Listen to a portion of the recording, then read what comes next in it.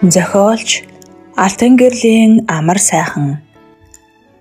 Зохиолыг уншсан Цэдэн Содномын зол жаргал. Хэцүү анги. Наран туяа суудалдаа сууж ном уншсан дүрэсг нь хүүхдүүд бараг л бүгдээрээ түүн рүү яоцгүй харна. Чанхаардан сууж байсан ганаа гинэт цүнхээ авч хумын босч ирснэ. Үгүй ер нь би энэ матачин дэргэд яах гэж суугаад байгаа юм бэ? Гэж чанга хэллээ. Зөв, өөр газар суу. Чамааш гисэн матаа шоронд хийчихэн шүү. Наад балер амтэн чинь. Гэх зэргээр түүнийг дэмжиж шугалдлаа.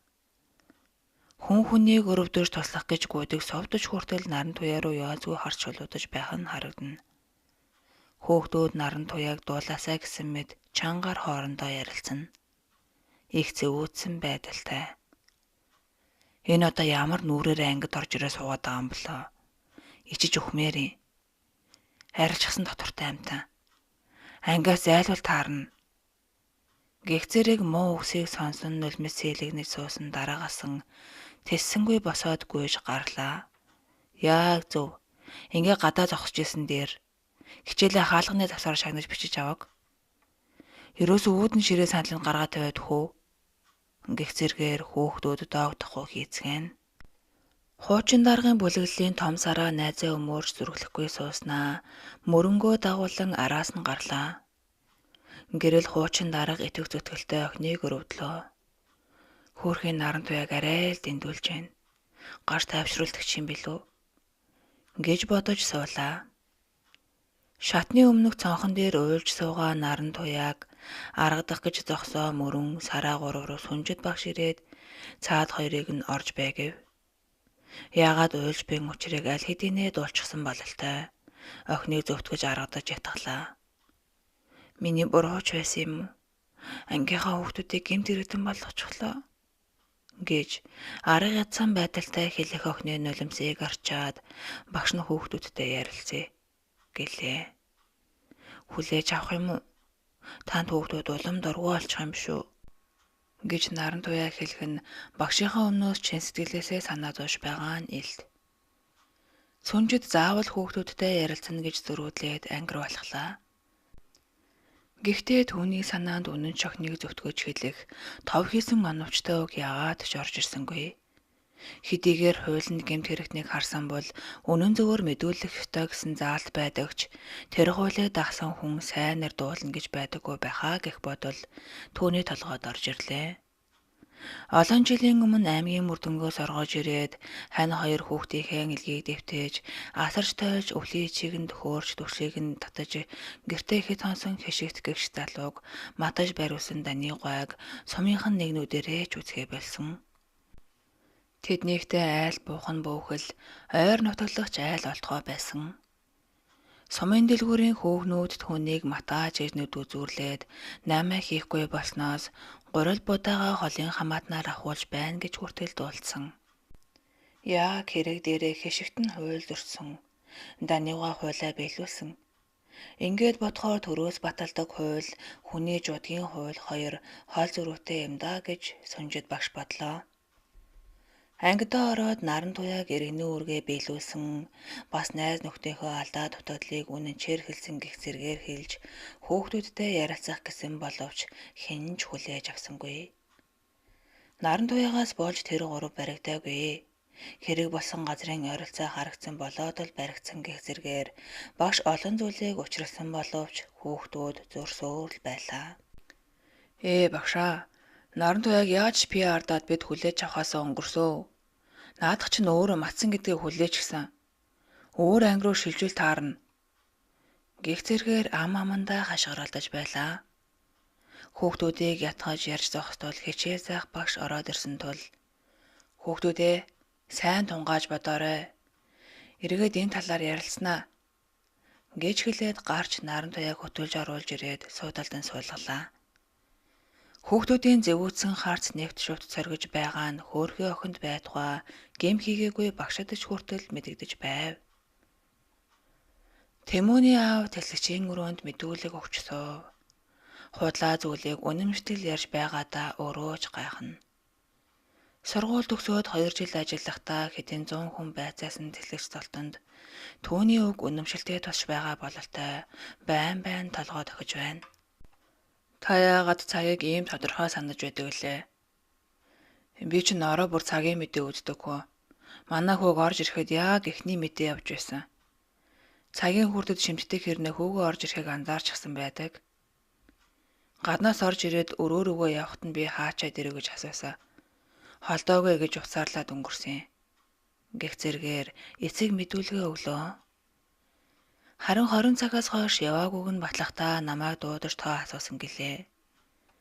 Жаргал сайхан гой гарсны дараа тэслэгч нухацтай бодлоо. Эхнэр нөхөр хоёрын мэдүүлэг яв цав таарч байдаг. Тэгсэн хэрнээ нэг л сэжигтэй санагдана. Үхсээд тохирчихсан юм шиг. Гэтэл эхнэр нь мартчихсан байснаа эргүүлж боцоор байж хүүгээ 20 цагт орж ирснийг хэлсэн. Тэгэхээр тохиролцсон баймааргүй. Гэх зэргээр удаан гэж толгой гашлаглаа.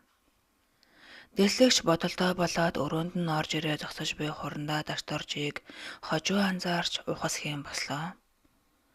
Хурандаа Ахмадын өмнөөс шийдмэг харцаар цоргин хэсэг зогслоо. Дэслэгчээ, би ганц хүүгийнхээ төлөө газуурч хаад байна. Хүүгээ гаргахын тулд хүн алсамж бэлэн байна. Би юу ч хийж хинээч золионд гаргасан хамаагүй. Хүүгээ гаргана гэж хэлэхдээ гал шиг царгиж буй хоёр нүд нэгч завчсангүй. Хурандаа нэрэл өөрийн ухаан мэдрэлгүй болцоход байна уу гэхээр дэслэгч Батхүү сандарчихлаа. Тэртээ тэргүй хохрогч танай хүү гаргахаар мэдүүлэг өгчихсөн гэж тэр хэллээ. Энэ мэдээнд баярлахгүй байгаад дэслэгч гайхлаа. Би танаас миний хүүг бас цаад 2 хүүгч дахиж битгий байцаалтад оруул гэж гуйж байна. Би төрсөн хүүгийнхээ төлөө сандал суудал байдаг бүхнээ золионд гаргана. Хар толгоогоо ч өгсөн бэлэн байна. Би таныг ерөнхий газар руу хэдэн шатыгаар албан тушаалд авъя. Хугацаанаас өмнө цол өгүүлье. Гэхэд тэслэгч цочоод хаалга руу хилэм хийлээ. Гентийн шулуунгуйлтад балмагдаад хэллэгч үг олцсонгүй. Дэслэгчээ, та үүнийг хийх ёстой. Би шийдчихгээд байна. Та хийхгүй бол би өөр хэн нэгний томилуулаад хийлгэж саарна. Би өөрийн ухаангүй болчиход байна. Та ойлгож байна уу? Гэж хэлээд дашторжгоо чимээгүй боллоо. Дэслэгч намхан команд авсан байлдагчийг ширээнийхээ ард зогссоор л хурандаа чиширсэн гараар тамхи хасаагаад түрүүнээс хойш мөрдөн байцаагчийг намхан зогсоосноо сая анзаарч суух зөвшөөрөл өгөөд өөрөө ч өмнөх сандалдан суулаа. Цагдаад насаараа ажилласан хашир хурандаа өөрийнхөө юу бодож байгаагаа дэслэгчэд ярьж өглөө. 2 дахь байцаалтаар хэрэгээ хүлээсэн дүлгөөний мэдүүлэг тээг болно. Айснаас шоконд орж худлаа мэдүүлэг өгсөн тухай шинжээчээр дүрнэл гаргуулж харгална. Бас цонхоор харсан хүүгийн тухайд удаан бодож, бүр хэргийн газар дээр нь ч очиж бүхнийг нэгтэлснаа хэллээ. Харанхууд 200 метрийн хоол цонхны цаанаас андуурч харсан гэдгийг баталж болно гэж тэр үзжээ. Гэрч хүү хасах 2.5-ын харааны шил зүүдэг гэж протокол тэмдэглэстэй байгаа нь мэдүүлгийг өгөөсгөх том хүчин зүйл гэдгийг тооцсон аж. Энэ бүх баримт хэдий үнэмшилтэй ч хүүхдүүдийг дахин байцаалгүйгээр гэмт хэрэгт холбогдлгүй тооцон суллана гэдэг эрсдэлтэй алхам гэдгийг дэслэгч мэдэж байлаа. Прокуророос шалгалаа гэхэд яалтчгүй булхай илэрхэн дамжиггүй. Бид өөртөөгөө өмөрөх нэг зүйл бий гэж хурандаа шийдмэг хэллээ. Энэ хэрэг бол зүгээр л нэг зодолцсон танхаарсан хүүхдүүдийн асуудал биш. Хотоо цэвэр ариун байлгах гэсэн хүүхдүүдийн хүсэл тэмүүлэл. Хаа дуртай газраа бие засчихдаг бохир заван аригчдыг хүүхдүүд жигсэн зэвүүцэж байгааг илрэл. Даанч буруу байдлаар сэтгэл хөдлөлтөө хит авцсан алхмаар л үнийг илэрхийлж гисэн болохоос гэж хэлснийг нь Батхүү зөвшөөрөн толгой төглөө. Ярианы төгсгөл дашдаржгаа дахин боширлээ. 3-3 гинэн томоогүй хүүг рецидив гинт хэрэгтнүүд болгож мэдэх эрсдлийн тухайд бид ярилцж байна. Та өөрийн хүүгээ шоронд оруулж архаг гэмт хэрэгтэн болгохыг хүсэх үү? Хэлдээд дэслэгчээ. Танаас асууя. Та миний тавьж байгаа саналыг зөвшөөрөх үү? Гээд хурандаа өнөөхөл харцаараа нэвц хүлэвлээ. Ядахтаа хэдэн минут шултгай бодож тунгаага танд хариулъя. Болох уу? Цагийн дараа би тань руу залгая. Гэж дэслэгч хэлэхэд хурандаа Би цагийн дараа өөрөө ирнэ гэж хэлээд өрөөнөөс гарлаа. Хурандаатай зөрөөд тортой цай хоол хийж барьсан Зулаа тэслэгчийн өрөөрөө зөвшөөрөл аван орж ирлээ. Тэслэгч хэдий уурлаж байсан ч биеэ барьж уулзах, эргэлт оруулах бүгд хориотой байдгийг охинд тайлбарлаж гаргаад уцаа авч жижүүрийн ахлагчийг эсэн бусын хүн орууллаа гэж загналаа. Зулаа хонглоор толгоогоо унжуулан сажилж явснаа шатаар өгсөж гарч ирсэн ээж сөрөн баш хоёртой улаан халз тулчглаа. "Чи энд юу хийж байгаа юм бэ?" гэж ээжигээ нүдээ ороод ирээ гаргахад "Сайн байна уу сөрөн багшаа?" хэмээн хүнтэй мэндэлсэн болж асуултыг булзааруулах арга хайлаа. Ээж нь саллах шинжгүй. Сөрөн багшийг төрүүлж явуулчаад үлдэх нь нухацтай яриа хийх гэж байгаа нь ойлгомжтой. Охин хэлхээс өөр аргагүй боллоо гэж дотроо бодлоо. "Миний охин энд юу хийж байгаа юм бэ? Хинт хоол авчраа вэ?" гэж дахин асуухт нь доод шатныг ишгөөрлөө харж байгаад "Миний хайртай залуу бол танай ангийн бэлгүүн" гэчглээ. Ээж нь "Юу?" гэж дуу алдлаа. Охин алмаарч балмагцсан ээжийнхээ хажуугаар гараад шат уруудаад гүйчихлээ. Сүнжид "Хүү Зулаа, хүү гэм" гэсээр хоцров. Байцаал хойшлогдсныг хоёр багшад хэлж уушлал гуйж явуулсан тэслэгч номон тулгуур шалж эхэллээ. Хурандаагийн үг үнний хувьтай хаа дуртай газраас сарж байдаг аригчдыг жигсааж байгаад хөнгөлж хэмсэн гэж надад ч гэсэн бодогддог. Хэдэн зуун тэрбумаар нэдэж эх орноо цөлмөж байгаа луйварчдыг толгой дараалан барьж хорих юмсан гэж би дотроо бухимддаг. Засаг хүмүүжүүлэх газар гэж бид нэрлэлдэгч тэнд хүн засардаг билүү? Ийшээ нэгэнт орсон бол хүн ихэнх тохиолдолд мэрэгсэн гэмтэрэгтэн болоод гарч ирдэг нь амьдралын үнэн гэж дотор хүнтэйгээ ярьж суулаа. Яг нэг цагийн дараа орж ирсэн хурандаагийн өмнөөс дэслэгч удаан харж суулаа. "Би таны хэлснийг зөвшөөрөхөөр шийдлээ. Гэхдээ нэг болцолтойгоор" гэж түүнийг хэлгээд хурандаа өмнөөс нь нухацтай харлаа. "Хариуд нь би ямар ч албан тушаал цол авахгүй. Чадвал хөрвөл өөрийнхөө хөлбөрөөр тушаалд хүрч цолоо нэмье. Ямар нэгэн сандал ширээний төлөө биш. Насаараа улсад үтгсэн хурандааг хүнийх нь хувьд хүндэлснийхээ төлөө л энэ алхмыг хийж байна" гэж тэслэгч хэллээ. Хурандаагийн царай гэрэлтлээ. Тус боллоо гэж баярлахаасаа илүү тэслэгчийн албан тушаалд худалдаг даагүй түүний бахархах сэтгэл төрсөн хэрэг. "Баярлалаа тэслэгчээ. Би ч гэсэн дүүдээ сэтгэлээсээ тусаалнаа" гэж дашторжгой хэлж догдоллоо. Монгол шудраг үнэн гэж байгаа билүү? 10 тэрбумыг хэдүүл их хурлын гишүүн болдог. 10,000-ыг хулгайлуулж шоронд ордог нь бодит амьдрал олцоход байна. Тэгэхэд хүүтэнд хурж, халуунд халж, жагсаалын цагдаагаас гараагаа эхэлж, улсад 30 жил зүтгэсэн нэр төртэй хүний ганц хүүг ялаас мултлаад өгчхөд яагаад болохгүй гэж химэн тэрлэгчийг хэлэхэд хүүдээ шаналсан аавын нулимс нүдэндээ бус цээжиндээ урслаа. Ахмадыг тэврээд далыг нь зөөлөн алгадах нь сэтгэл хөдлөлөө яагаад ч барьж дэлэхгүй байгаа нь хүнд ч ойлгохдохоор. "Тэслэгчээ, би танд хэмжээшгүй их баярлалаа. Эндээс гарсны дараа хүүтэйгээ их зүйлийг ярина. Өөр хүн болгоно. Би танд амлаж байна" гэж тэр хэллээ. Дашторжгой машинаа жолоодон гэрлөөгөө явж байхдаа тэслэгчид хэлсэн энэ үгээ амандаа дахин давтаж явлаа. Сүнжэд гэртээ орж ирээд таг дуугүй гутал хувцаа сольж гэрийн халаатаа өмслөө. Зулаа ээж рүүгээ нүд салгалгүй харж юм хэлхийг нь хүлээн. Цэцэгч мөн гэмсэн царайтай харна. Сүнжэд гараа угаагаад цэцгийн айгалж өгсөн хоолыг идэн чив чимээгүй сууж хоёр охиноо хэрэгээр зовоох гэсэн мэт. Зулаа тэсгэлгүй ам нийлээ. "Ээжээ, охиноо уучлаарай" гэж хоолоо цахиртуулан хэлэв. "Мэдхгүй, ээж нь уучлаж чадах уу? Намайг навсгар гэж дууддаг хүн ямар нүрээрээ миний охинтой амьдрах вэ? За яах вэ? Болж бүхтээ та хоёр нийллээ гэхэд эднийхэн биднийг насан туршид дорд үсээр л байх болно" гэж сүнжэд хэлээд хоёр охин руугаа ээлжлэн харлаа. Анх яаж танилцсанаас эхлээд бүх түүхийг цэцэг бүгдийг нь тоожлоо. Сунжид багшийн охин гэдгээ одоо болтол хэлээгүйг бас 13 дугаар хороололд амьдардаг хуульчин охин гэснийг нь нэгнийгэнгүй илчиллээ. Ээж яагаад ч энэ хайрыг хүлээн зөвшөөрөхгүй гэдг нь хэлж буй үг царайнаас нь илэрхий. Зул минь дээ. Та хоёрт ижил юм гэж байхгүй. Тэр шил тойл болсон тансаг байранд амьдардаг. Чи уранхай бүрээсээ 5 хантад даарч чичирш өвлждөг. Бэлгүүн би ирлээ шүү гэж зарлах шиг үнтэй мотоциклоо цонх дөрөгтөл ойрлуулж хичээлдээ ирдэг. Чи оюутны билетээ ч хүчрэхгүй байгаад бүтэн сар хичээлдээ алхаж байна.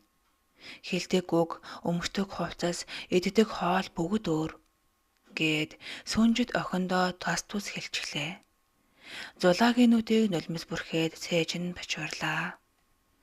Ижил юм байгаа. Битээр адилхан бие биендээ хайртай гэх нь мөчөөгөө өгөхгүй төлөө сүлийн хүчээ шавхна гэх шиг. Адилхан хайр биш ээ. Чи бэлгүүнийг хайрладаг. Гэтэл тэр чамааг биш, хуульчийн охин зулааг хайрлаж байна шүү дээ. Гээд ээж нь охин руугаа шийдмэг харах гэж оролдоод чадсангүй. Баг охин нь цорхиртэл уйлж эхлэхэд ингэртээ тэршнаалаа. Охиндоо ийм хатуу хэлхээс өөр арга байхгүй. Эртхэн үннийг ухааруулах нь хамгийн зөв болох юм гэж өөрийгөө зүтгэлөө. Завсарлагаа эд дундаа үргэлжилж хүүхдүүд өмөлдөж байтал дуйлайн цэнгэл гаднаас харайн орж ирлээ. Манай багш сургуулаа суух гэж байгаа гинэ гэж түүнийг хашгирахад хүүхдүүд битгий залаад бай гэх зэргээр хашгиралдаж итгэх хүн байсангүй. Цэнгэл үнэн гэж зүтгэн маргалдана. Бямба харин дуйлааны үгийг дэмжлээ. Ангиас ийм хэрэг гарчихсан юм чи магадгүй. Оронд нь арай дүнгуур аш хүрээд ирвэл сайн л байна. Гэхэн тэр. Хүүхдүүд түүний ийм хоншгүй үг хэлсэнд зэвүүцэн дуалдлаа. Хагцал золон үзээд ядарч яваа хүнийг ажилгүй болгоно гэж яаж хэлж чадчихэна гэлцэн зэвүүцэв. Хүүхдүүдийн ширүүн харс бямбааг тасчих нь уу гэлтэй.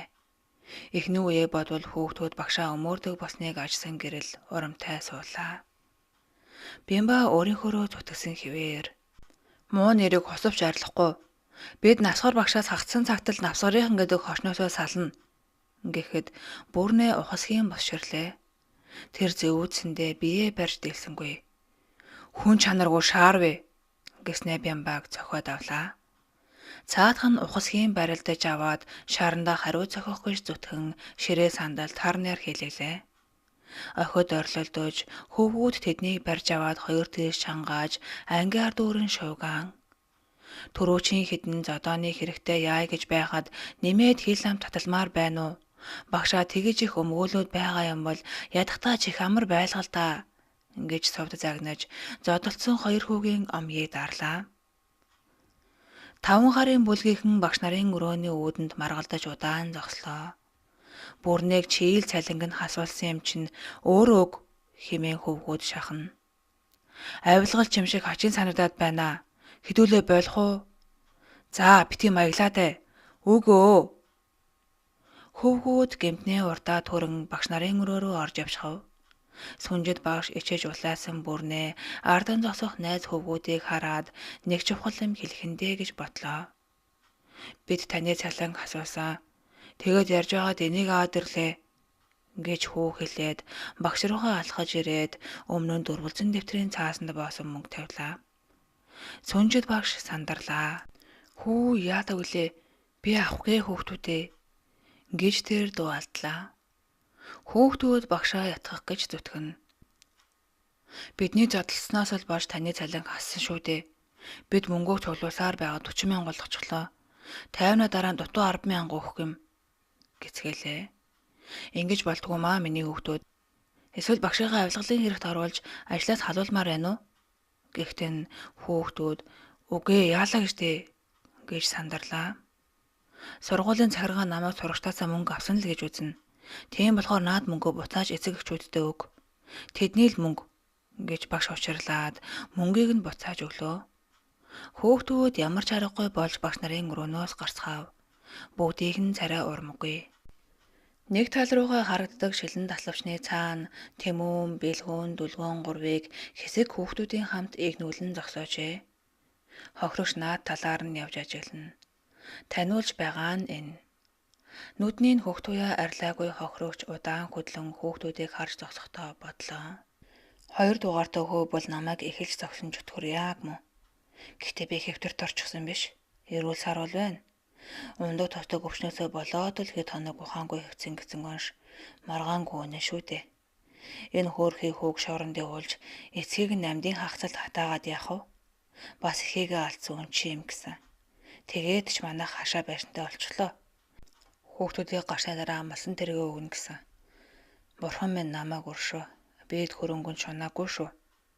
Энэ хүүхдүүдийг л бодсондоо худлаа хэллээ. Ингээд дотроо маань мэзэм уншиж зогслоо. Та ажиглавөө. Энэ дотор таныг зоцсон хүмүүс байна уу? Алга байна. Та итгэлтэй байна уу? Тийм ээ. Би тэднийг харуул танина гэж хэлсэн шүү дээ. 20-30 насны залуучууд байсан. Эд чинь дандаа хүүхдүүд байна штэ. Гэж хохирогч хэлэх нь өөртөө 100% итгэлтэй харагдана. Дүлгөөний хоригдож байсан өрөөний хаалга тар найр дуугаран онгоолоо. Хүү айж чичрэн үүд рүү харвал мөрдөн байцаагч ах үүдэнд зогсож байна.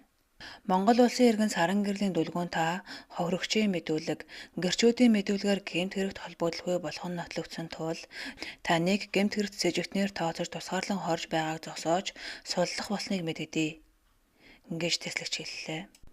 Дүлгөөн босч ирээд итгэж ятан харж байснаа ингэнтэй л уйллаа. Таны ар гэрт мэдэгдсэн үүдэн дэрсэн хүлээж байгаа.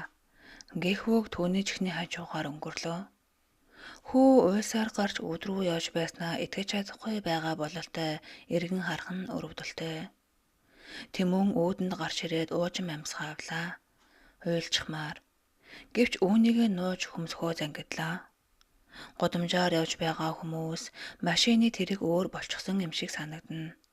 Ийш тийш харж байснаа зогсоол дээр ирж зогсох аавынхаа тэргийг олж хараад явж очлоо. Ээж нь гарч ирээд уйлан хүүгээ тэрч аваад Миний хүү гэж өглөн амьсгаад нь. Аав нь санаа зовсон байртай ийш тийш хараад "Мичэд маа минь хүүгээ бошоохон суулга. Амьтан хүн хараад байна" гэлээ. Хэд хоног илгээ урагтал шанаасан ээж хүүгээсээ зууран уйлсаар л байна. Аав нь эхнэр хүү хоёроо арын суудалд түлхэж төрөх шахаж байж суулгаад хөдөллөө. "Миний хүү гэлвийн хүмүүс дээрлэхэж дарамтлаагүй үсттэй" гэж ээж асуугаад нулимсаа орчино. Тэмүн гарч ирэх нулимсаа цааш залгин жишүү харан сууж явлаа. Бөөр цонхийчхаж гэж ээж нь хэлээд хүүгээ үнслээ. Хувцас хоноор элдвийн тэнийг юм ярддаг гэж ээждээ уцаарлаж муухай ашигладаг байсандаа Тэмүн их гэмшлээ. Ижидэн өсвөлөх шиг сайхан зүйл энэ хорвоод байдаггүй гэдгийг ойлгоогүй явж. Муу ээж нь өтөлж эхэлжтэй гэж түүнд бодогдлоо. Оогт анзаараагүй байж. Аав хүүрүүгээ эргэн хараад "Цонхийлгүй яах вэ? Хоолонд муутай. Харанхуй нүхэнд 5-6 хонч хорчно. Очиж хүүдээ сайхан шүл хийж өгье" гэлээ. Тэмүн ингээд сулжгаж байгаад гайхахын дээдээр гайхаж явлаа. Яах аргагүй бид хүн зодсон. Гэтэл хохирогчийн мэдүүлгээр гэм буруугүй болох нь нотлоглоо гэх юм. Ямар учиртай юм бол. Согтуу байсан болохоор биднийг таниагүй юм болов. Тэмүнд "Болооч тэ хүүхдүүдээ зодгоо болооч" хэмээн гуйж бас уурандаа муухай хараал тавьж нүүрлээгөө өшөглүүлж явж байсан хохирогч харагдана. Байрны үүдэн дэрж тэрэгнээс буугаад Тэмүн ийш тийш харлаа. Байр нь өөр болчихсон мэт. Орой цуух дуртай сөөдрөгч нь улам өнгө орчихсон юм шиг. Тэмүн үлийн гэрлийн цанх руу нэг харснаа ээж аавыгаа даган орт руугаа орлоо. Бэлгүүн аавынхаа машинд суугаад гэрлөгөө явж байлаа. Та дуугүй гөлөрсөн харагдана. Аав нь хөөрөөгээ дахин харж өмнөх замаа умартах шахан явна. Хүүдээ нэг зүйл хэлэх гээ зөрөглөхгүй байгаа юм шиг. Ямар ч гэсэн хүүд ийм таамаг төрж байлаа. "Миний хүү гэртээ очтыг хүү?" Бэлгүүн хариуд нь юу ч хэлсэнгүй.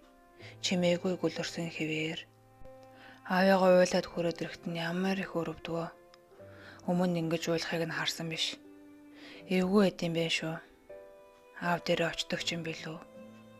Даанч байлаар хогийн 20 донтой хүүгээ хөвтөж байгаа. Тэр зөвөө юмтай нэг гартаар төрнө гэж юу яах вэ? Тэр хүүхнээ явуулвал очно гэж шууд хэлчихтiin билүү? Гэж бодож суулаа. Бэлгүүн эхний 2 хоногт шазруун загнасан. Хааштай л ор ганцаараа хүн шоронд явсандаа ч яах вэ гэж бодож байлаа. Гэвч хоног өнгөрөх тусам аавыгаа сансан. Зулагийн хийснээр сүнжид багшаас уушлал гуйч гэж хүртэл бодож шанал суусан билээ. Аав нь гэрлэн дохион дээр зогсоод хүүрүүгээ эргэж харлаа. Миний хүү, аав дээрээ оч. Аав нь одоо ганцаараа байгаа. Тэр явчихсан. Явчихсан ч гэжтэй. Аав нь явуулчихсан. Хүүгээ дахиад хизээж гомдоохгүй. Бид хоёр ч хойлохнаа шүү дээ. Гэж хэлэхэд нүднээс нь дахиад нулимс бөмбөрөн орлаа. Түүний хамрын самсаа шархираад аавыгаа дагаад уйлчих гээд байснаас энэ. Сүнжид багш их гаднаас хаалга саван орж ирэхэд ангид сугар эрхлэгч хичээл орж байлаа. Эрхлэгч гайхсан нүдээр багш руу харлаа. Цаадах нь уучлаарай ч гэх сөхөөгүй яваа бололтой. 3 хүүс холлогджээ. Гин бурууг нь нотлогдсон гин. Гэж тэр бараг л хашгирлаа. Хүүхдүүд орилтон босч ирээд ураа хашгиран бөөн дуушуу болцгоо. Ээ гэлээ. Хичээлдээ хизээ ирэх вэ багшаа? Хэмээн ам уралдан шуугилдана. Сүнжид багш сайс ихэ орж уучлаарай сугар эрхлэгчээ. Хичээлийг чинь өмүүлээд орилж чаралжглаа гэлээ. Эрхлэгчэж баярлаж магнаа тэнийсэн зогсно. Унтаж чадахгүй санаа зовоож байсан асуудал нь сайн талдаа шийдэгдсэнд багш сэтгэлийн хөрлөө барьж чадаагүй энэ. Нүднээс нь нулимс гарч ирснийг алгаараа арчина. Сууд бас 2-3 охин уйлж харагдана. Сугар эрхлэгч хүүхдүүдийг чимээгүй болгоод багш нь та нарт нэг зүйлийг хэлье. Энэ бол том сургамж. Орон өдшийн цагаар дэмээс хэлгүүцвэл ингээд гэмт хэрэг сэрдэгдэх нь байна шүү дээ гэлээ. Хүүхдүүдийн чимээ аядах янзгүй шугалцаар л байлаа. Сүнжид багш сүрэн хорлоо их туул 3-т баяртай мэдээгээ дуулгах гэж яарлаа. Баяр гунгаа хуваалцах хамгийн дотны хүмүүс шүү дээ гэж бодож сургуулаар хайж алхав. Сайн хүн санаагаараа гихчээр хоёр нь багш нарын өрөөнд сүнжидийг хүлээж байгаа мэт таарлаа. Миний хоёр дуу намайг үнсээрээ. Манай хүүхдүүд гин бүрүүг нь тогтоогцсон гэж хашгирлаа. Гэтэл цаад хоёр нь таагдуугүй. Сүнжид гайхаж хоёр хүүхэн рүү ээлжлэн харлаа. Хорлоо зэвүүцэн харцтай сууна. Харин их туул санаа зовсон шинжтэй. Муу зэвүүн авгаа. Могоо доторлцохоод гэж хорлоо хэлээд их туулыг чирэн гарч явлаа. Сүнжид багш араас нь дагаж гараад хорлоо миний дүү чи яаж гавэ гэж асуулаа. Юу хийснээ мэдэхгүй царай гаргаж гин. Хоёр нүртэн чинь чамтай ярихаас дургу үрчэн гэж хэд цааш явлаа.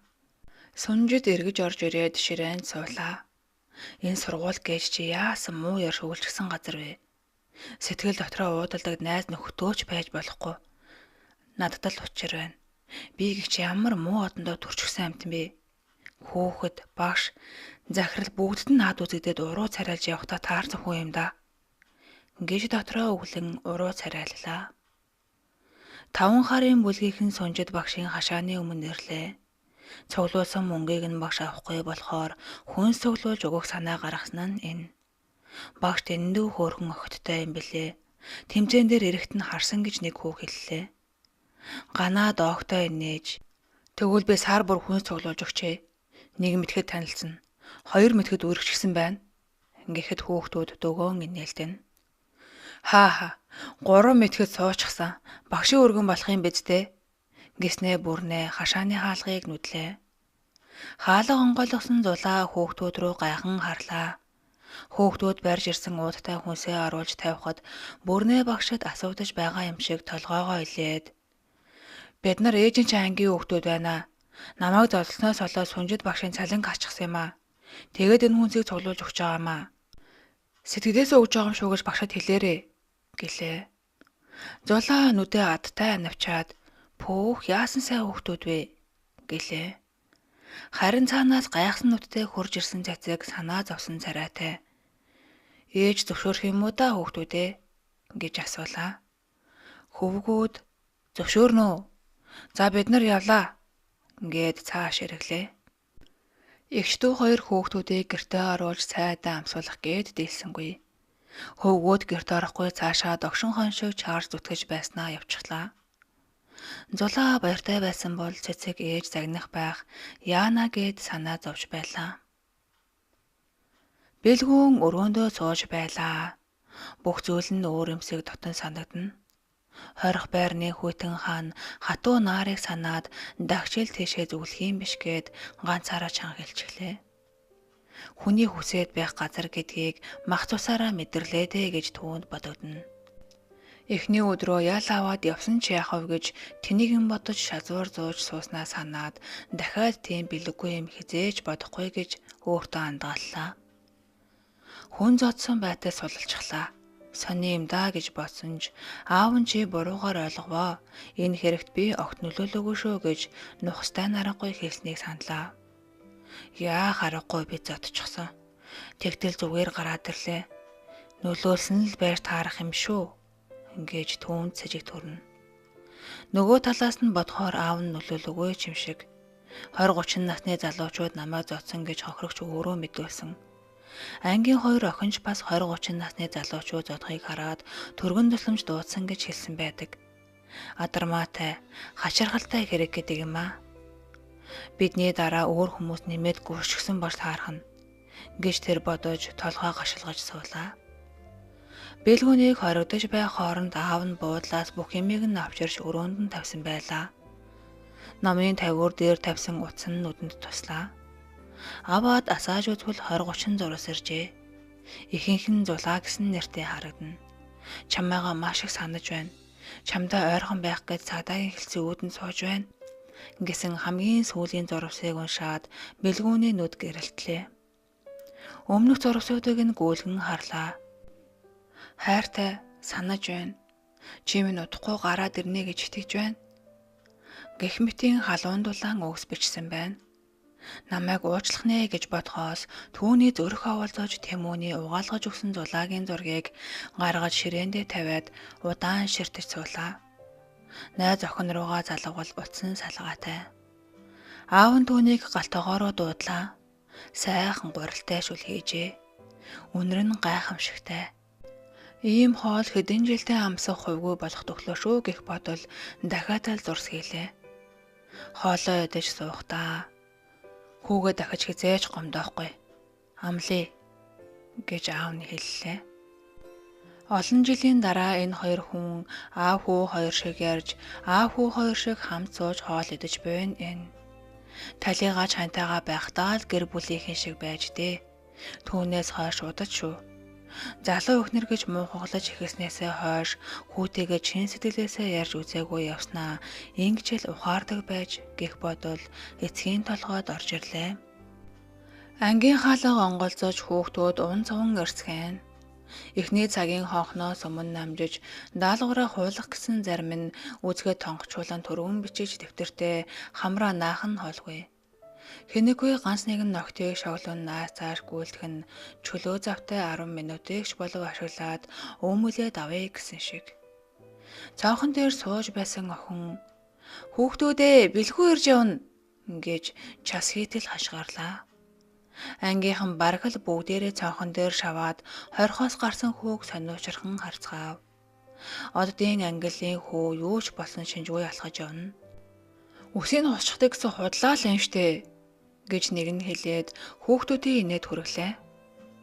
Сувд арын цонх руу ирж бэлгүүнийг харснаа цааш өөр хэн нэгнийг хайн харна. Тэмүүнийг харж буй гэдэг нь ойлгомжтой. Дуйлайн цэнгэл нүдээ эргэлдүүлээд "Бэлгүүний аав албан тушаалаа ашиглаад энэ гурыг шоронгоос гаргаад ирсэн гинлээ" гэлээ. Сувд түүн рүү ширүүн хараад "Битгий санаанаасаа зохиогоод гэж эгдүүцлээ. "Цэнгэлээ, ярахын өмнө бодох гэж нэг үйлдэл хийгдэх ёстой гэдэг юм шүү дээ" гэж ганаа өвгөн хүний аялгаар хэлж хүүхдүүдийг инээлгэв. Цэнгэлээнүүд нь эргэлцсэн хിവэр "Худлаа хэлгээргүй хүн тэгжэнлээ" гэд хэнэгчгүй сээгүүллээ. "Хэн хэлсэн?" гэж нэг охиныг асуутал дээш хараад таг болчихлоо. "Тэр санаанаасаа туучхаад бодоо зогсчихлоо" Энэ хооронд бэлгүүн шатаар өксөөд анги руугаа орж ирлээ. Хүүхдүүд алгаа ташин үү хэмээн орлолдож баяр хүргэнэ. Хүү Ялсанбаатарын дүртэй ануу түүнийг гайхах зэрэгцэн ажиж зогслоо. Хүүхдүүд тэр гурвын төлөө санаа зовсноо ам уралдан ярина. Ядарвуу гэх зэргээр сониучрсан асуулт тавьцгаана. Ядраагүй. Жоохон гүйр цууж байгаад л гараад ирлээ. Та нарыг их саналаа шүү. Гэхдээ хүүхдүүд дахиад л баярлаж шуугалдлаа. Анги руу хорлоо багш хичээл орохоор орж ирснээр яриа хөөрөө арга буюу зогслоо. Багшийг самбарт хичээлийн сэдвээ бичиж байтал дүлгөөн орж ирлээ. Суллагдаж гарч ирсэндээ үнэн голоосоо баярлсан шинжтэй. Хүүхдүүд бас л орилж баяр хүргэлээ. Дүлгөөн ичиж улаагаа суудалдаа очиж суухад хорлоо багш хүүхдүүд рүү ширүүн харж "Гавьяа байгуулчихсан биштэй. Алгаа ташгаа болооч та нар" гэж уурлаа. Хойно хоёр охин "Хорлоо багш яачихсан болоо? Хизээ юм муухай зантай байлаа да" гэх зэргээр шивнэлж сууна. Тэмүн энэ өглөө орондоо гүйөрч удаан хэвтлээ. Өөрийн өрөөндөө шин цагаан даавуу дотор хөлбөрнө гэдэг хатуу нааран дээр хувцтайгаа хэд хонсон хүүд зөөрлөшгүй сайхан. Ээж нь хүүгээ ганц өдөр амраана гэж зөрүүдэлж дүтгсээр хичээлд нь явуулаагүй энэ. Өрөөний хаалга тогшин ээжигээ шагаахад гайхлаа. Өмнө нь хичнээн хилээд ч нэмэргүй ээж хүү хоёрт ямар хамаа байдаг юм гээд шууд орж ирдэг байсан хүн ингэж хүмүүжжээ. Өчигдрийг шиг мөнхтэй харшуулаа хэлээ шүү. Ядаргаа сайн тайлтیں۔ Гэхдээ Тэмүн тэг гэж хариуллаа. Ээжигээ цааш явхад Тэмүн босч компьютераа асааж блогоо нээв. Гэрлээ би чамд хязгааргүй хайртай гэж бичиж байсан нь гарч ирэхэд хайртай охиных нь төрөх нүдний нүмэн зурсхийн тодорлоо. Ичингөөрч даруухан инээмсэглэж суугаа гэрлийн дүр төрөх нүднээс нь салахгүй. Маргааш хичээлдээ очие. Чамгүйгээр байж чадахгүй гэдэг гэрэлт хэлье. Аавыг чинь дахиж хизээч илвэр хэлэхгүй хүндэтгэн гэж андгаа тангараг өргөе гэж бодлоо. Өнөөдөр хичээлдээ явчих минь явдаа гэж амандаа өглээд цаг руу харвал 1:55 болж байна. Хичээлд харчиж гэрэл ирж байгаа да. Тоош хүлээж байгаа уулзчихъя. Хойлоо эвлэрэй гэж хэлээ. Хэмээн тэр бодлоо. Яг энэ нагшинд гэрэл Тэмүнрийн орц руу орж явлаа. Гэрэл эргэлзэж зориг мутаа явсаар лифтний өмнө нэрж товч дарлаа. Тэр хэд хоногийн турш Тэмүнийг гардгал юм бол шууд очиод хайртай гэдгээ хэлнэ гэж бодож хайртай хүүгээ ял аваад явчихъя гэж шаналж суусан бэлээ. Бүхээг Тэмүний давхарт зогсоод хаалга дэлгэхтэд охин гарч зогсоод тэнэгэлзлээ. Банд нарын хойноос гүйдэг цаачсан охин гэж бодвол бодог. Яадгийн би энээс цаарч чадахгүй гэж өөртөө шийдэмгий хэллээ. Ээж аав нь мэдээж ажилдаа явчихсан. Тэмүн ганцаараа л байгаа. Шууд л хэлчихье гэж бодсон охин хонх тараад биеэ цэглэн зогслоо. Тэмүний ээж хаалга онгойлгоход гэрэл балмагдчихлаа. Шинэ баяны эхнэр түүн рүү тоомжиргүй харц шидээд охины толгооноос нь хөл хүртэл гүйлгэн харж бойн хямсгаар. Охин яг ээрүү хүн шиг болчихлоо. Сайн байна уу? Тэмүн байгаа юу? Тэмүний ээж амаа мөрөөлгаад байхгүй гэж хэнэгчгүй худлаа хэлээд хаалгаа хаалаа. Охин урамгүй царайтай буцаж шат руу ирлээ. Мичэд маяга галтгоор руугаа ороод саяын охиныг бодлоо. Хөөх охин байна шүү. Гэхдээ дан ганц хөөхөн байлаа гэд манай Тэмүний шалгуур тохирохгүй. Яавч олигтой айлын охин биш байхаа гэж тэр өөртөөгөө ярьж зогслоо. Тэмүн гарах гээд хувцас сольж өмсөж байсан учраас хонх дуурахад өвдрөө очиж чадсангүй. Ээж рүүгээ ирж "Сая хэн байсан бэ?" гэж асуулаа. Саяын хөөхөн охин санаанаас нь гарч өгөхгүй Тэмүнээс асуусан гэхээс хэлэн захнаж байсан ч ээж нь "Хорооноос явж гэнэ үү?" гэж худлаа хэллээ. Хүү охиныг ташуулсах гээд яарсан боловч ээж нь хоолоо заавал эдгэж тас зөрөөд гаргасангүй. Ээжийнхэн шүл болох гэсээр байтал 20-30 минут өнгөрч охиныг ташуулсах төлөвлөгөө талаар боллоо. Хоол идэж суухдаа Тэмүн ээжигээ том сав дүүрэн будаатай хуурга хийж байгааг хараад гайхав. Хохирогч бас ар гэрээхэнд нь аваачиж өгөх гэж байгаа хоолоо. Насаас өсвөлийн юмнууд эмнэлгийн үе цахиад хүний гар дагуулж хараад шүлсээ залгаа зогсчээд юм гэж ээж нь хэллээ. Бэлгүүний аав ганц би, дүлгөөний ээж чааваас ядарсан амтаа ганц 2 удаа л хоол аваач өгсөн. Ээж нь өдөрт 2 удаа хоол зууж байгаа. Гэхийг сонсоод Тэмүн ээжигээ зовоосондоо гэмшлээ. Тортой савтай зөөсөөс нь хамжилтаж ганц удаач болов эмнэлэг рүү хамт явъя гэж шийдээд гэрэл рүү очиход түр хойшлууллаа. Эмнэлгээс эренгүүтээ гөөхөд очие гэж тэр бодлоо. Тэмүн хохирогчрын хэвтэж буй тасын үүдэнд цүнхтэй хоол цайг хүргэж өгөөд буцав. Хөөг минь хараад тэр элдэв муу юм бодчихвээ гэж ээж нь болгоомжилсан учраас энэ. Тэмүн гарч ирээд машиндаа бараг л жил суучих шиг санагдав. Ангийн охин руугаа яарч тогдож суугааг хүүд дэлхий тэнхэлгээ ирэхээ болоод нам зогсчихсон юм шиг л сэтгэл төрнө. Удаж ээж нь хүмүүстэй хамт гарч ирлээ. Хохирогчийн нүднийх нь хөхнээс зарлаагүй хазааж муудсан гутлаа зөөж ядан алах нь өрөвдмөр. Тэдний араас ядруухан хувцастай эхнэр нэг хүүхдээ тэрвэрч нөгөөгөө хөтөлсөн гарч ирэхэд Тэмүн бүр их өрөвдлөө. Хүүхдүүд нь хэр даг болсон хувцастай үсэн нарзан насандаа сам хүргээгүй гэмээр. Тэд салж унах шахсан хуучин Excel машиндаа сууцгаагаад ээж нь жолоочод мөнгө төлж байгаа харагдлаа. Ээж алхасаар ирж суудалтаа суугаад тэргээ асаах зуур. Ашгүйдээ өөрт хахтаж ясамрах нь бололтой. Гарцгааж байгаа юм гинэ. Таарсан юмнуудад яг тохирсон амбэ таксид хаарлаа шүү. Ийм юмнуудыг машинаараа зөөнө гэж юу ах вэ? Суудалд хөлс хэрнүү өнөр нэвч шингэчихнэз гэх зэргээр ярина. Ээж ярьсаар байгаа ч хүү огт сонсохгүй суун. Хүүгийн нүдэнд нялхноотон хүүхэдтэй чадуу ерийн ядруу царай харагцаар байлаа. Мичид майгаа орон сууснуудын өмнөх зогсоол дээр тэргээ тавиад хүүтэйгээ бууж ирлээ. Энэ мөчийг тэс чадан хүлээж байсан хүү би ангийнхаа хүүхдийнхээ очиод ирье гэв.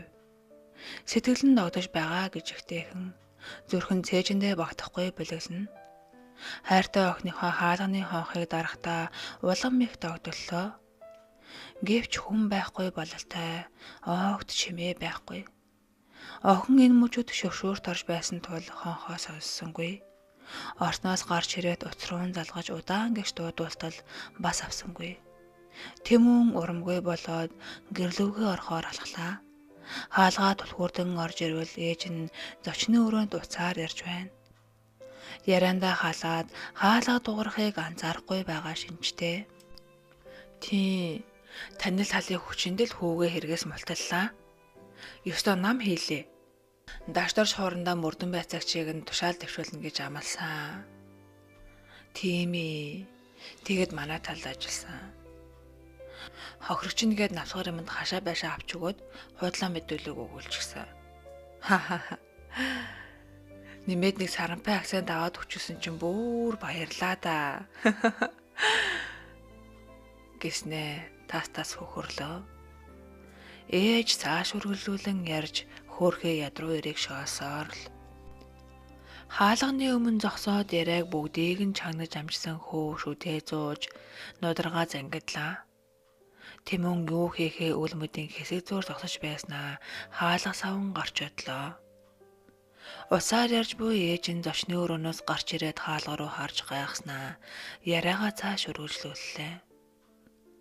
2 цагийн дараа Тэмүн нэгэн кафед уур бахимдалтай шатсан сууж байлаа. Өмнөх шилтэй архиа дундруулжээ. Эхэндээ архи хоолойг нь урчих шахан зурж байснаа болчих шиг. 3 аяг дүүрэн архи хүндэрсэн боловч хоолой гашуу өргөж ходоод гэдэс халуун архиос бус согтуурш галзуурахгүй байгаадаа цухалтана. Хөө эргэн тойрны бүх зүйлийг үзэн ядаж дотроо хараал зүхэл урсгаж суулаа. Орчлонгийн бүх юм худлаа. Аав надад хичнээн гой үлгэр ярьлаа да. Та хэдээс болж хохирогч юм би муудаагүй. Та нарын дараа өөр хүмүүс түүнийг зодсон гэдээсэн. Цаана авилгал өвчгөөд наанаас шудраг дүрсгэж бай шүү дээ гэж бодоод Тэмүн шүтээ зуулаа. Өмнөх архинасаа шилэн аяганд дүүргэж нэг амьсгаагаар хүндрөөд хил аман дарвигнан ярвалаа. Хүмүүс согтоод л байдаг. Би яагаад согтохгүй байна гэхээс уур нь хүрнэ. Их тунгаар уусан арх үйлчиж эхлээд нүг цөмийж орчноо дутуу мэдэрч байгаагаа анхудаа архиуж буй хүү мэдэхгүй. Орчин тоорны юм хിവэрэ юм шиг.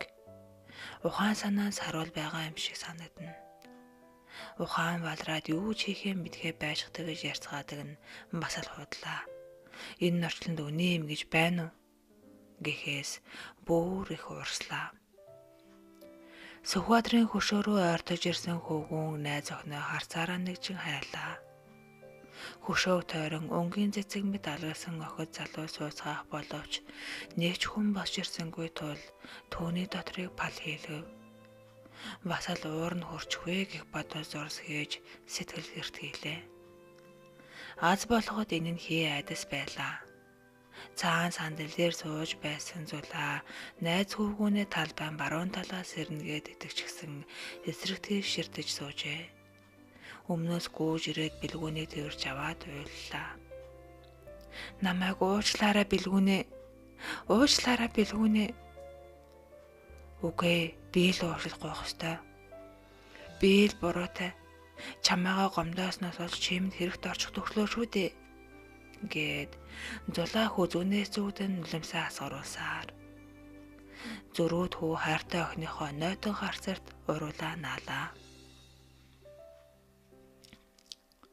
Тэнд сууж байхдаа зулаагаасаа үүр тагцхан уу гэж айж байснаа бодлоо. Найз охиныхоо өснээс үнслээ. Ер бусын сайхан үнэр мэдрэгдэнэ. Чи минь ямар инхрийхэн хөөрх юм бэ гэж дотроо дуу алдлаа. Биендээ тунж гомдоод уддал хахцаад байсан хоос тэрвэрлсэн чигтээ зогсоор л байх нь ертөнц дээр хоёулахнаа үлдсэнгээд итгэжсэн гэлтэй. Хөшөө хавьд байгаа олон хэлийн хүмүүсийг умартаад зөвхөн хоёр биенээ л мэдэрч тэрвэрж инхрийлж бас ширтэлсэн зогслоо. Зулаа найз хүүгийнхээ нүднээс үнсээд хоёулаа одоо үргэлж хамт байна гэлээ.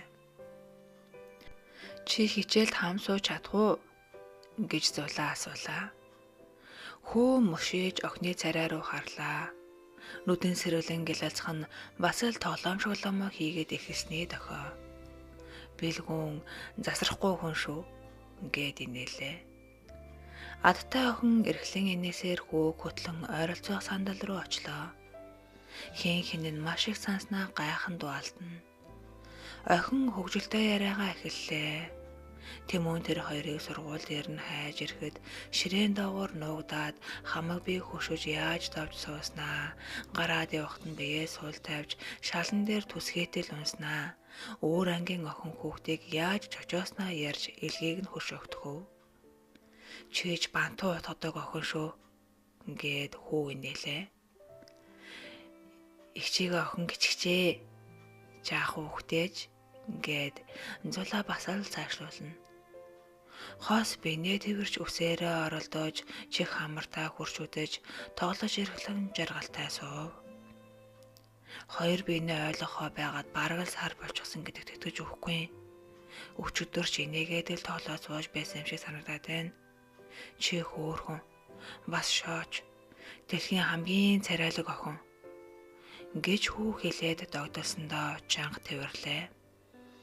Бэлгүнээ би чамд хязгааргүй хайртай. Бүр дэндүү хайртай гэж охин хэлээд бэлгүнийг учир зүггүй үнснэ. Энэ бүхэн зөөд шиг л санагдана. Адтай хөөрхөн инээсэн цаваа цайлгун хөгжилтэй нохинд цаг минут өнгөрөх тусам улмал шунан дурлаж байгаагаа мэдэрнэ. Би зулаадаа ямар их хайртай юм бэ гэж тэр өөртөө дахин хэлж байлаа. Дүүргийн цагдаагийн хэлтсийн хаалга онгойн Тэмүн говьж даван орж ирэхэд жижүүрийн туслахын нүд ороо дээрээ гарлаа. Сохтуу хүү ахлагч руу хөрч ирснээ солио далүй болсон нүдээр онож ядан харах нь зэвүү хүргэх гээд байх шиг. Би хүн зодсон. Бүр алхын наагур зодсон. Намайг шоронд хийгээд өгөөч гэж өөдөнд суух хүмүүсийг чочтол чангашгарлаа. Тэмүүний аавын утас дуугарч хурандагийн нэр дэлгэцээр нь гарсныг хараад бошуухан ногоон товчоод арлаа. Хүүг нь ноцтой хэрэгээс мулталсан буянтантай элдгээр мэдлэх гэтэл цаадах нь яг л сохтуу галзуу хүн шиг чарлаж эхэллээ. Та нар чи яачихсан улс вэ? Хүүхэд чинь сохтуураа дүүргийн цаадагийн хилцээг нурааж байна. Гэхдээ нь жаргал сайхангүй ангаачихлаа. Дүүргийн цагдаа руу бушуухан очиж хүүгээ аав. Тэслэгч Батхууд иргэдэн байгаа. Ингэж хашгирахад аавгаа гэрийн хувцастайгаа хаалгаар ухас хийснээ буцаж төрөвч машины түлхүүрээ шүүрч аваад санд минь гарлаа. Хөөрхий аав ухаан мэдрэлгүй боллоо согтсон хүүгээ цаадагийн хилцийн хаалгаар чирч гулдран гарч ирлээ. Яадаг шаар бэ? Хэмээн димээл өглөнө. Хүү нь хөлөө хаяа нэг солбуулж аавдаа чирэгдэж амьтай бодтой хүн биш алсын бодын нойтон гулуу заятай. Жолоочийн хажуугийн суудал дээр гулуузаа арайхийн гаргаад хамгаалалтын бүсээр даруулахад цаадах нь сохтуунуудаа нэмэр айдаад би хүн алсан. Намайг шоронд хий гэж хэлээд эргэн унлаа. Аав хүүрүүгээ ууртай харснаа жолооны ард суугаад тэргээ асаан хөдөллөө. Хүүн аавынхаа ууртай харцыг байтугай тэргэнд орж сууснаач мэдэж байгаа шинжгүй. Эцгийн байр байдал аргаа баржээ гэж хэлэхээр. Харанхуй болж хөдөлгөөн татарсан замаар ууртай давхиж явтал өмнө нь сохтуу тэнмэл хөндөөлснөөс утаа манартал тормос гიშгэн зогслоо. Зоолтой л дайрчихсангүй. Хүн алжгаагүйдээ уртгэгч амьсгаа аваад тэрэгнээсээ ууртай буулаа. Яаж ийна? Мөрөөрөө өгөхгүй шорон руу хүн чихмээр байна уу? Гэлээ. Сохтуу өр дайвалдаж яг л хөөшг нь ухаангүй тасарсан шинжтэй. Ой гутам муухан өнөр нэлхийж хилэн харснаа шүдэ хятнуулан хавраад. Оо за авилгач нарын нэг байх шүү. Та нарыг буудсан ч багдана. Гэж хазгаа мөрөө хэлмээр айдлаа. Энэ бол машин цогтуу суугаа хүүгийн хайр сэтгэлд охины аав Баатар Номгой байхаж. Жаргал сайхангаа хожим хуудураг барилдаж мэдэх хүнээ ийм гэж зүудэлцэж амжаагүй яваа тул эндээс холдож үзээч хар гуйлахчин гэж хүүдээ уурсан уураа гаргаж чаад хүнийг арайч муухай хэлчихөө гэж дотроо гэмшлээ. Боцож тэргэндээ суун асаалаа. Хүүгийнх нь ирээдүйн хадам харин хар гуйлагчин шяахав мөрөөрөө явж байна. Хар авилгач та нар хэнд ямар авилгал өгчөөд байна? Наад жип чинь чиний юм биш. Ард түмнээс луурсан хулгайд. Та нарын хөрөнгийг хурааж бүгдийг чинь шоронд хийх цаг ирнэ гайгүй. Гэж чан хашгирч зам хэрэнгэн дайвалсаар л. Тэмүүний аав тэргээ огцом мошгож сохтуу өрийг шүрэгчиг шахан хажуугаар нь гарлаа. Ухаангүй сохтуу хүүн бас хажуугаас нь аава та худалч та хуурамч ингэж хэлэх нь гудамжны сохтууг дэмжиж байх шиг. Аавын төвчээр алдагдаж битгий донгос гэж ууртай хэллээ. Хүүн сонсож байгаа шинжгүй. Гэрлүүгээ хүүгээ аваачаад гэлдрүүлж яваа аавд саяын сохтуу өөрийн ирэхгүй бодогдно. Түүний хэлсэн авилгач та хэнд ямар авилгал өгчөөд явж байна гэх асуулт дахин сонсогдох шиг болно. Хэр даг болсон хувцастайж энэ сохтуу тэнмэл надаас хамаагүй цэвэрхэн булхаа хийж хүүгээ хэрэгээс мултлаагүй гэх бодол аавын толгойд харун орж ирлээ. Гудамжны аригчнаас 7 дор бохир хүндээ гэж бодхоос өөртөө уур хүрнэ. Аав ээж хоёр хүүгээ унтуулад бие биендээ буруу өгч баахан толхийлцоод муудалцсан хүүхдүүдийг чимээгүй сууцгааж байтал хаалганы хонх дугарлаа. Даш дорж хурандааг орж ирэхийг хараад жаргал сайхангайн дотор пал хийлээ. Ярина гэхээс ясгавтай. Сайн байна уу даш дорж байгаа? Ажил алав тавлаг уу? Гэж асуусан боллоо. Цаатхан зочны өрөөрөө орж ирээд буудан дээр суулаа. Их ууртай байгаа нь илт. Мечэд маа чихэр тавиад жуу саягаллаа. Ажил тавлаг уу гэлээ гинэ. Танаа хүүгийн буйнаар бүр сайхан тавлаг болоод амарчхаж мэдхнэ. Гэж хурандаа ууртай ам нээлээ. Тэмүүн хэргийн тухай хашаа байшин, акцент машин бүх зүйлийн тухай ярьж агсарсныг сонсоод жаргал сайхангүй нүд томорж эхнэр лүгээ ууртай харлаа. Эн чинь хин хэлдэг байна гэж эхнэр нь дуу алдаад базал гайхан нүдээ том болголоо. Энэ үг бэлгүүний аавын уур цохлыг бүр их хөдөлгөв бололтой. Та хоёроос өөр хин хэлэх вэ? Болжмор хурч ирээж ирэгчхүү? Амаа хамих гэж би хичнээн удаа анхаарууллаа. Мичид маа гэж бараг л хашгирлаа. Тэмүүний аав эхнэр лүгээ сэжигтэй харсаар л дасторжгүй. Яах аргагүй цуурсан л байна. Өөрөөсөө ч нуу гэж та хоёрт хичнээн хэллээ.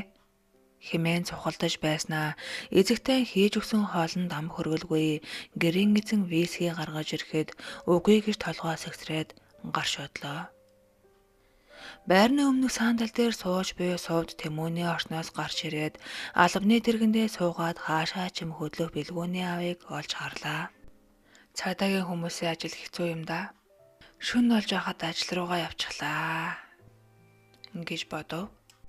Сувдын энэ бодол бодит байдалтай нийлжээ. Дашторж хурандаад шуурхай дуудлага ирж хөтөл рүү хөдөлж байгаа нь энэ байлаа. Мал боллоо согцон Тэмүүнийг аав нь ширэн орохыг сувд гарснасаа хойш эндээс босолгүй багын харийнхаа төлөө шанал суугаа хэрэг. Хар ухай болж хөдөлгөөнд татарсан тул байрны хавьд ил хөл. Нэг мэдтэл түүний дэргэд дөлгөөн хурж ирсэн зогсож байна. Сууд бантаж юу хэлэхээ мэдэхгүй боллоо. Салхилах гээд гарч иршгээд л сууж байна гэхийг нь сонсоод дөлгөөний царай гунигтай боллоо. Сувд хэнийг харуулдан гордож суугааг тэр нуусан нуугаагүй мэднэ. Сувд Тэмүүнд хайртай. Гэтэл Тэмүүн нь гэрэлт хайртай. Дөлгөөн сувдыг битүүхэндээ харж бодож мөрөөддөг. Тэгтэл түүний энэ хайр сувдын бүтэлгүй хайраас болоод ирээдүйтэй болцоход байдаг. Тэр хоёр удаан ярилцаж суув. Хоригдол болчихлоо гэж бодхоос хичнээн их айж байснаа хүү ярина. 5 хоног хинтээж уулзахгүй хоосон хан харж суун гэдэг ямар аимшигтай байсан гэж. Шүн болохоор ханнаас юм хөдлөөд гэхэд сувд хэдий гунигтай байсан ч тэсгэлгүй мушиглаа. Хүү бүлтгэлцэн нээрээ гэж зүтгэн. Их айгаад ирэхээр нүдэнд хийм харагддаг гэж үний юм билээ. Гэтэ би чамайг болохоор зүгээр болчихдог байсан. Нээрээ шүү. Тэнд байхдаа би чамайг маш их бодсон гэж дөлгөөнийг хэлэхэд охин доош харлаа. Би өөр хүнд хайртай гэд хэлчихмээр байсан ч дуугүй суув. Хүүгийн утас дуугархад шүн орой гарахаар ээж уурлаад байгаа гэснээ байрлуугаа алхачихлаа. Сувд Тэмүүний цонх руу харан суусаар л ийм хүнд үед нь би л түүнтэй хамт байх ёстой. Тэмүүнээ би чамдаа хайртай хэмээн шивнэж суулаа. Тэнгэрт одод түгэж нилээд оройтсон бололтой байшингийн гэрлүүд ээлж дараалан унтарсаар л сууд уйлжсан сууж буй харагдана. Гэрэл хичээлээ хийж сууснаа жишүү харж бодол боллоо. Өнөөдөр аав минь ирэх ёстой байсан юмсаа. Яагаад ирсэнгүй вэ? Ари хуучаад нэг газар унсан бахта чаваас гэж өөртөө хэллээ. Цонх руугаа очиод аавынхаа ирж суудаг бот руу харвал хоосон хэвээр. Нүдний буланд юм тороход эргэж байрны өмнөх сандал руу харлаа. Ангийн охин нь ганцаар сууж байхыг харж гайхлаа. Хөөе сувд байна. Энд юу хийж байгаа юм болоо? Сайн охин шүү тэр гэж бодлоо. Буцаж ширээндээ суугаад хичээлээ унших гэвч анхаарал нь төвлөрч өгөхгүй. Тэмүүний ээжийн яоцгүй загасна нь бодогдно. Хүүтэй нь үргэлээ гэхэд ээж нь нэг нүдэрээ ч харахгүй гэд бодохоор аимшигтай. Хонголд амьдардаг Тэмүүлчин аавтай гэвэл бүр хачин болно гэд бодохоор дотор харанхуйлна. Тэгснээ аавдаа санаа зовж эхэллээ. Цонх руу очиж харах бүрд ирдэг газар нь хоосон. Ухаан зулуугүй хорхирсон унтаж байгаа хүүгийнхээ хувцсыг тайлах гээд ээж нь чадсангүй. Архины нэсвэн үнэр гарах нь ойгуутас хүрэм. Нөхрөө дуудаад хүүгийн хувцсыг хамжиж тайлъя гэж гуйтал бороодог. Нөхөр нь дэлбэртлээ уурлаж тэр чигт нь хай наатхаа гэж бараг л хашгирлаа. Хөөмн тэр газар өчнөө шөнө хувцтайгаа унтсан. Ганц шүнж болоо би энэ намраг л дээ гэж хэлээд дайран дээр давсгэгч болгов. Амрах гин шүү. Хатуу хэлэхэр чи өмөрөөд идэг лөө. Дүүрчгсэн хар архичин болох нэ.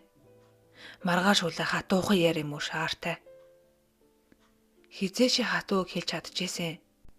Анааш царайлчаад арсыг хуулаад өгнө гаагүй. Чи битгий өмөрөөд агараа. Эхнэр нөхөр хоёр энхүү чанга дугарч бие чидээ тулалцаад байтал хүслэн өрөөрөө шагаагаад та хоёр битгий орлоод байгаа чи. Би унтмаар байна гэж хэлж хэрүүл цэг тавилаа. Аав охиноо өхөөрдөн хөтлөөд өрөөрөө нь явж ээж сахтуу хүүтэйгээ зууралцаар хоцров. Хүслэн өрөөндөө ороод ахыгаа ингээд тэр чигтээ архичин болчихгүй байгаа гэж санаа зовж асуулаа. Хариуд нь аавд худлаа хэлэх үг олдохгүй сандарлаа. Бэлгүүн зулаатай орцондоо удаан зогслоо. Салахгүй тэрвэрлдэж биенээ өнсөж эрхлэн. Хэтэрхий удаан сааснаас болоод биендээ хэтэрхий ойртож эхэлсэн нь энэ. Бэлгүүнээ би танаад орхоо боллоо. Яагаад? Надад эвгүй байна. Би чи эмэгтэй хүн шүү дээ. Бэлгүүн охиныг зогсоо зайгүй ятгахна. Чи миний өрөөнд орж үзэлтэй. Дараа нь чамайг хүргээд өгье гин. Охин хүүхэд айл руу хамаагүй ирж болдоггүй маа гэд зулаа халгаахгүй. Хайртай хосууд чи орцондол их зохистой үсттэй гэд адтай хөөрхөн инээж хүүгийн гуйлтаас болтон. Бинээ зөндөө сансан хоёр сaalж чадахгүй удаан зогслоо. Шөндөнд өнгөрсөн хойно бэлгүүний утас дугарч аав нь ярахад зулаа явхаар зэхлээ. Би чамайг хүргээд өгөө гिचгээд бэлгүүн түүн рүү харж мушийлаа. Хүргээд өгье гэхийг сонсоод зулаагийн царай хувсгийлээ. Хөргүүлэхгүй гэж хэлэх шалтгаан олцсонгүй. Хизээ би тэр байранд амьдардгүй гэдгийг хэлэндээ. Одоо дахиад л тийшээ хөргүүлжгээд босож гэрлүүгөө явах хэрэг гарах нь. Гэх бодол толгойд нь орж ирлээ. Чи хөргөж өгнө гэчээр ураачлаа. Учир нь юу гэж? Чи тэр байранд амьдардгүй гэж хөө хэлээд зулааг гархаа ачихн аавын мэрэгжлийн өвчнийг өгүүлсэн шинжтэй. Чи яагаад байраа худлаа зааж өгсөн бэ? Хизээ жинхэнэ амьдардаг байраа зааж өгөх юм бэ? гэж шалгаалаа. Би чамтай ах танилцж байсан болохоор ямар ч хүн юм блэ гэж бодоод байраа худлаа заачихсан юм аа гэж арга сам хийхээс өөр арга байсангүй. Бэлгүүн уурлаж гомсонгүйгээр барахгүй андуурсан бас өмнө нь зодолцсон баянгаа ярьж бөөн инээдэн боллоо. Байраа худлаа заасан нь ишлэгцэнд бандсандааш гэхүү нэгч болов худлаа хийсэн хэрэг нь гомдол тунирхалгүй шийдэгцэнд уярсандааш гэхүү зулаа найз залууга дагаад гэрт нь орчихсон байлаа. Хайртай хүүгийнх нь өрөөнд байгаа юм бүхэн дотон санагдаж ёр бусын халуун дулаан мэрчим ялгарч байх шиг мэдрэмж төрнө. Зургийг нь жаазанд хийж бурхан шиг заасныг хараад бэлгүүнийг үнслээ. Биендээ эрхэлж удаан тэврэлдэж байснаа. Аавч нь хүрээд ирвэл яана гэд охин өндөлцөн. Шуурхай бүлэг томлогдоод хөтөлд оччихсан явна гинэ. Ирж амжихгүй боллоо гэж сая утслаа штэ. Тэр тусмаа явмаар байна. Хойлохнаа айлд. Юу айлд гэж манад л байна. Ингэж ярилцаад бэлгүүн охиныг тэрэн авлаа. Зулаа эсэргүүцэж чадахгүй үн сүүлж бас хариу үнснэ. Энэ өрөөнөөс явмааргүй санагдаж хөл тушаатай мэд хорогдож байлаа. Анх хүүг хэлэхдээ ичиж улаадаг байсан хөө шал өөр болжээ.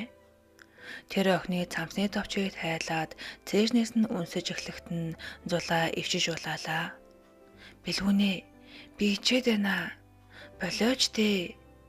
Би гэрлүүгээ явлаа. Бэлгүүн өгөнд нь орохгүй хөхний даруулгыг нь тайлаад үнсэж эхлэхэд зулаа гарыг нь холдуулах хүсэл байсангүй. Ёр бусын сайхан мэдрэмж төрж өөрийн ирэхгүй хайртай хүүгээ чанга тэврээд хариу үнснэ. Би ч цагаандаа гарч байна да Гэж дотроо өөрийгөө зөхөвч ухаан жолоогүй болсон сэтгэлээ дийлж ис чадаад үүлэн дунд хөвж явах шиг болно. Газрын татах хүчнээс хэдийнэ тасраад хайрын тэнгэрлэг орон зайд жингүүтсэн байлаа. Чи яасан хөөх юм бэ? Би чамд ямар их хайртай гэж. Би ч гэсэн чамд хязгааргүй хайртай. Бүх хувцс нь ор шалгаар нэг тарж эхээс төрснөөрөө үлдсэн охины боловрай хөөхөн биен цонхоор тусах сарны гэрэлд хөхөлбөр өнгөөр туяархан лусын дагн гэлтэй. Бэлгүүн охиныг өөрлөвгөө татаж орон дээр зөөлхөн унаглаа. Зулаа бололдоо хэмээн шивнэж хориглох боловч давж дээлшгүй их хүчээр хүүд татагдана. Бэлгүүн өвгөнд нь орохгүй үнсэж таалсаар л байлаа.